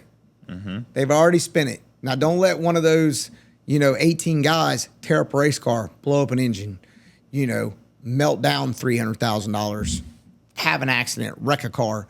Again, that's a great phrase for you to say personal victory. Like, what is it? So to throw somebody else out there that I have, Jeffrey Barker, who ran Pro Mod for a while, but he's a NHRA legend. He's a first ballot Hall of Famer to go in for NHRA for top sportsman. I mean, he's the winningest top sportsman driver ever. We talked a lot, and one time he told me, he goes, you know what? I don't pull out of the driveway without knowing I can win. He goes, you got a moment, or you stick your key in the ignition, you go to turn it. If you're turning it and think that you can't win when you pull out of the driveway, turn the key back off and go the F back in the house. Don't bother. And he's right. Like in the military, I used to always say, I didn't wake up to lose today. I did not wake up to lose. Flipping quarters, checkers, chess, tic-tac-toe, pin-tail, knock you out, I don't give a damn. I did not wake up to lose today. Playing bags, quarters, whatever, washers, or whatever the damn game is. So that personal victory comment, that resonates. You need to know where you're trying to go. Sometimes it may not be what you truly want. Yeah, some people, their personal victory is the winner's circle only. Yep. I talk to people for me, and if anybody is interested in listening, that's their interest. That's their interest? I mean, okay. these are things that I like talking about, so somebody probably likes to listen. Gotcha. Okay. Wow. I mean, that's Yeah. okay. What do you think? I mean, Yeah, I mean, it's dude, a little skewed from your normal podcast interview? a little bit, but not. I mean, because Yeah. normally the podcast, I try to talk about motorsports marketing and then PR and things of this and that. Like the whole deal. Martin Truex Jr. had to put out a press release that he and Sherry are no longer together after like a fucking decade, and that he's not going to entertain questions. It's like, are you fucking kidding me? What? Shut up. Why was anybody asking Martin about he and Sherry splitting up? Yeah. What he's been there, like she's battled cancer, and I get it because I can relate with that. Ty Gibbs being asked about his dad still now. His dad passed away in November in Phoenix, the night after he won the championship, and here we are. We're in March, and the kid's got to put out a press release because people are still asking him about how's it impacting you that your dad's passed away. Your dad's not here. Your biggest cheerleader's not here. Are you fucking kidding me? Leave the kid alone. Yeah. Have some decency, right? So stuff like that's what I end up talking about. And yeah, I mean, I just talk about anything. We start talking on here, and then it kind of just goes in any rabbit hole. I don't try to slow any conversations down or anything like that. I hope that the people are they're entertained by it. Anyway. Well, this is you and your thoughts and your experience with racing, and I'm just kind of trying to bounce things off you, and that's usually what I try to achieve with this stuff. Right. I don't want to make it like just an interview of like, who are you, where did you start with that, because any news article can do that. You can Google it, but within like an hour conversation like this, you can actually find out who you are, and very easily people can kind of pick up on how you go about navigating this kind of craziness of racing and oh my god, this media circus that sometimes we get roped into. Well, you get roped into media circus. I don't. Doesn't really trickle down too much into my racing. I think the only there's not even that many real racing magazines left, or even like news sources left for drag racing. No, you're gonna Drag Illustrated, which is still really, I mean, they're out there. National Dragster, which obviously is NHRA, fastest street car, that's NMCA, NMRA, and then you have Drag Racing Action magazine, and then there's one more. Yeah, it's very finite. Yeah. It's a very finite amount of things. Yeah. It's like radio cars, you're typically only going to see them in Drag Illustrated. Mm-hmm. They'll give them a little bit of due. Yeah, Wes does a good job at kind of taking covering care of Duck. Everybody. Yeah, taking care of Duck. But now Wes also tries to stick with like fast door car stuff. I mean, you'll see them from time to time. They'll do some Top Dragster or some other NHRA stuff, but most of the time it's fast door car, whether it's big tire or radial. Mm-hmm. No, you'll see more like online. There's so many freaking websites that cover drag racing, and I think that gets a little fragmented. You have Drag Zine, you have Competition Plus. What's the other one?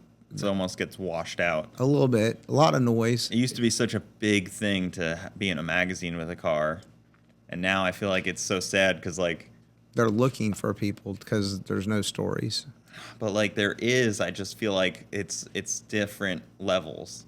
They're looking for people in like NHRA, door car. Like when you call a car a door car, you're already in a different class than me. Yeah. We don't even talk about door car in street car class because like, what do you mean? What? You don't have doors? Like, you mean like Cletus?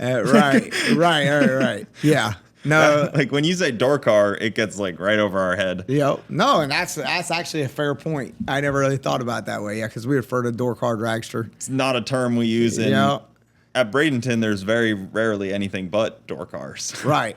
Yeah, your bracket race will get you a few dragsters, but like for street car stuff, then that would totally be that would be silly of me to say refer to everything as door cars. I just don't even think about it, just because that's like a term that's not widely used in our level. Right. Yeah, and I guess the reason, like you do super gas or super comp, because you can't put a dragster in super gas, but you can put super gas car and super comp, you know. So then they go, okay, well, it's a door car and super. I run a door car and super comp, and then, you know, people are like, oh, okay, a class is predominantly dominated by dragsters has, you run a door car in there. So I guess I could see that. I never really thought about it until you just said that. Like, door car goes right over my head. I was like, oh, okay. It's like, yeah, everything's a door car. Yeah, that kind of makes sense now. Import racing though, have the imports been able to venture into NHRA at all? Have NHRA tried to welcome them? Well, now don't forget, NHRA had the import series. I mean, I'm old, Matt Scranton. I mean, they had it, and it went away. And now I feel like it is just like everything else in drag racing.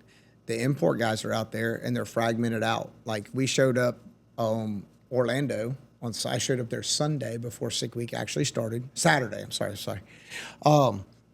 Excuse me. And there was an import race. Yep. And I was blown away. Like, that is another passionate group of people that spends money. I see Jerry Bickle cars. I see Jerry Haas cars, RJ cars. Everybody's got a colorful crew shirt. Their companies are on them. There's families out there. Yep. There's kids running everywhere. And I'm like, yes, this is good. This is good. It's different, but it's good. It's good for us as a segment. Yeah, it adds to the racing in a whole. I mean, my other car that wasn't here, it's a 4th gen Camaro with a 2JZ. It's a Toyota motor, and it goes 790s, but I'm like one of the only guys kind of in my class that's like the mix of the import and domestic. Right. But even you're talking about an LS in your car, you can make 1,500 horsepower with a 2J. You can go out there with an import motor and try to get different fans into that class. Yep. Like, you could easily have a 2J with a turbo that makes 1,500 horsepower, but I don't know if that would even fit in your class that you're talking about here. Well, I mean, again, I don't even... A 6-cylinder, 3-liter. There probably have to be something that would go in comp eliminator. I don't even think there's a rule in the rule book for an import engine in Top Sportsman. I would have to go. That's a good thing. I'd have to go look. Because that's like a huge segment of the audience just like immediately cut out. Yep. Like people like Victor that own Bradenton, he owns a import shop. Yep, for sure. I never thought about that. That's, and again, that's the whole thing with it is like, I think, when you fragmented things out, we miss, like you just, alluded to, we miss pieces of the audience, and we don't have the manufacturer support. And if we have an audience that we can bring in, and then we can entice the manufacturer support to come in and have them part of the touring circus, that's what I call it. Then we're changing. You're adding. You're bringing new eyeballs in. I mean, I went to a couple of NOPE events, and for the Army, and like Lisa and Matt, and they had. I mean, heck, Matt Hartford that runs NHRA Pro Stock now. I mean, he was a sport compact guy, and most people don't remember that. Most people don't know that Matt was in the Navy either, and he's the CEO at Total Seal. So that's interesting. I'd have to look in the rule book for that because, I mean, again, it's the same thing, right? So, like, is all horsepower to weight? How fast can we go with what we have? And so that's always the deal is, like, can you build something that'll survive and it'll make still make solid horsepower to propel you to what you need to go to? Yeah, so, like, your motor that you're putting together with the Pro Charger, like, what kind of power does that make? 2,000? Yeah, we should be in the 2,000 range on the LSR block, and then we'll probably be a little bit north of that on the billet deal. Through a what trans? 3-speed. Is that a 400? Yep. I didn't know if you had a Lenko or something in there. No, ATI turbo 400. Yeah. So, yeah, I mean, it's kind of a stretch for a 2J to make that power, but once you kind of use a billet block and no cooling system, you can kind of get away with it, but it's going to be hard to make it live. That's the thing. But even LSs don't live all that happily. I've seen cracked cylinder heads all over the place. Yes, very much so. And that's, again, that's also you alluded to it earlier when you said about the crank area in a LS, and the turbos seem to have a little bit more forgiving on the LS market with turbos, which I have an issue with the turbos because it sounds like small arms fire when they're popping and banging when they're bumping in. And that's a real, I have to like really tell myself that nobody is shooting guns. It's just a turbo car. And I don't think anybody ever really thinks about that. But so like Mark Mickey this weekend. Yep, I will have to.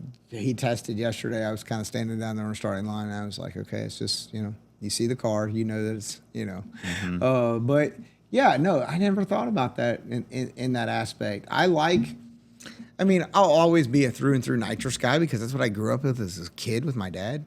But the Pro Charger deal is appealing to me because you just control everything based off engine RPM and how fast you spin it. And I really, because I'm a racer, I don't need to be the quickest and fastest. I need to be the most consistent. And that's where the whole heads up thing kind of, you got to race the racetrack. Sometimes it's okay for you to hit 7-iron and not worry about pulling your driver out. It's okay. Or your fairway wood. You can leave the fairway in the bag and just hit your 7 and race the racetrack. But yeah, no, that's interesting. I like the import. They're another passionate group. They're cooking and carrying on, and just. That guy, I'm like, yeah, that's the first time I'd ever been to one in like maybe you get to 15 years. Import World Cup this year, import versus domestic up in Maryland. They do that every year. FloRacing covers it. That'd be an interesting one for you to see because it's unique. I don't know if the Flow HR department's listening or not, but it sounds like it just got name dropped in there for. It's pretty good spot up there. Yeah. Yeah, they do a good job on that deal. Well, we've been going for a while here. Where can they find you at? Oh my God, I'm pretty easily acceptable and accessible. Sorry, acceptable. Facebook, Instagram, Don ONeal Racing. I am the drag racing Don ONeal, not the dirt track Don ONeal.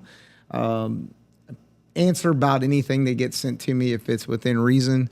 Podcast, Racers and Rental Cars, Spotify, Apple iTunes, across the board. Totally enjoyed doing that. So if you want to reach out on any of that, and I really appreciate you letting me be on here, and hopefully I didn't make any of your listeners' ears bleed. No, I think it's an awesome perspective. I really like hearing that, and you bring obviously a very unique perspective from some of the other people that I've had on, and I really appreciate you getting the time during this craziness of World Series of Pro Mod. Come sit down. Guys, sorry that there was some camera issues, but if you're watching, I always recommend just put your headphones in and work on your car or something and just listen anyways. But if you are watching, a little bit of camera issues. Regardless, though, man, thank you so much for coming on. I look forward to hopefully being in the pits, and maybe you'll come around and interview me, or maybe we'll get to line up someday. Never know, and I always appreciate the time. Thank you, Coop. Yeah, thanks, man.